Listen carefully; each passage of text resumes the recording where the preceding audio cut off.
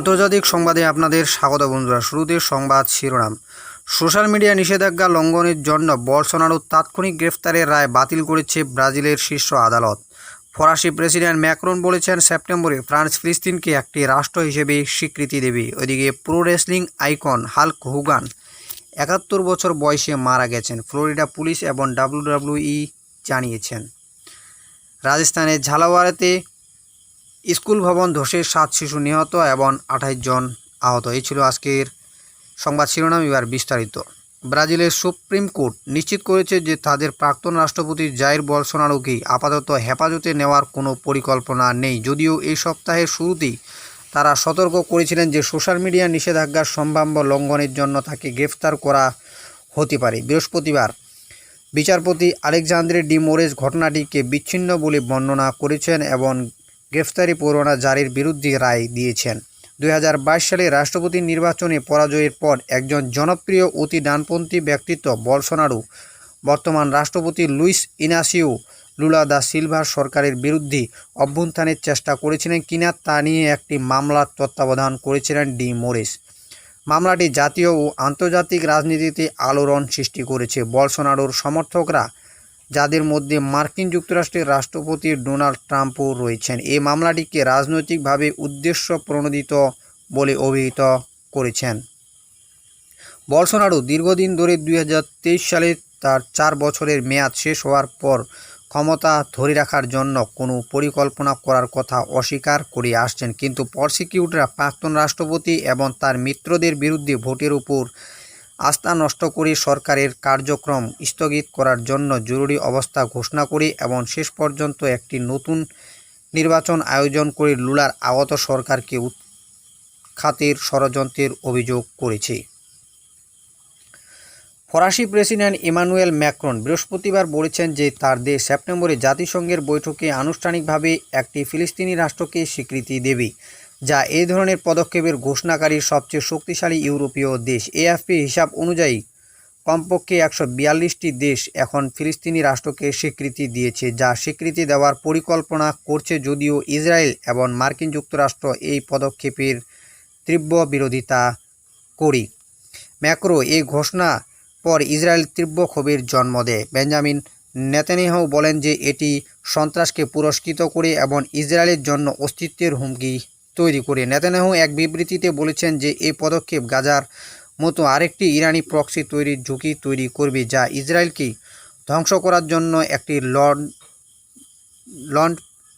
Launchpad হবে, এর পাশে শান্তিতে বসবাস করার জন্য নয়।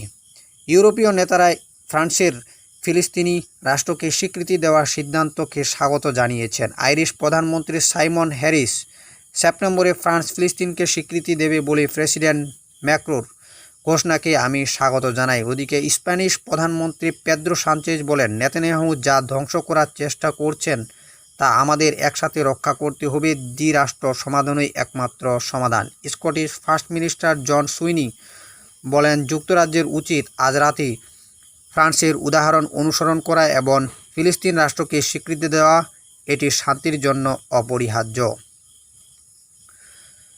ওদিকে ৭১ বছর বয়সে মারা গেছেন কুস্তি তারকা হাল্ক হোগান, তার ম্যানেজার নিশ্চিত করেছেন।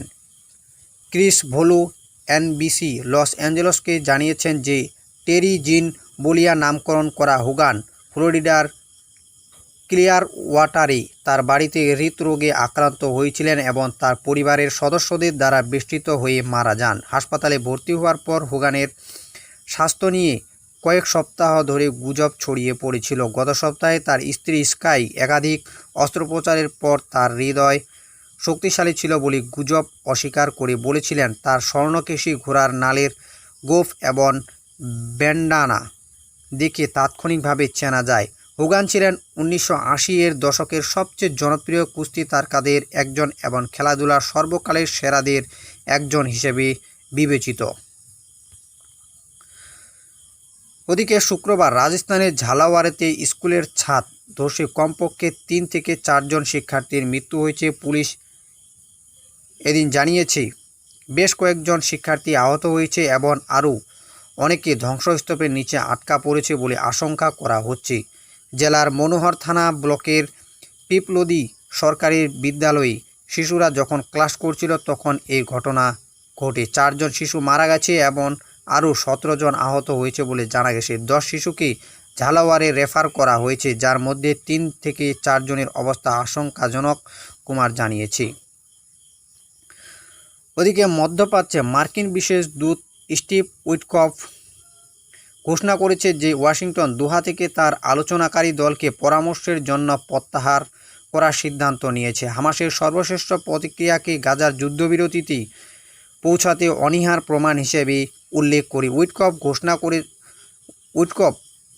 হতাশা প্রকাশ করেছেন, অভিযোগ করেছেন যে মধ্যস্থতাকারীদের দ্বারা যথেষ্ট প্রচেষ্টা সত্ত্বেও হামাস সরল বিশ্বাসে সমন্বয় বা কাজ করছে বলে মনে হচ্ছে না।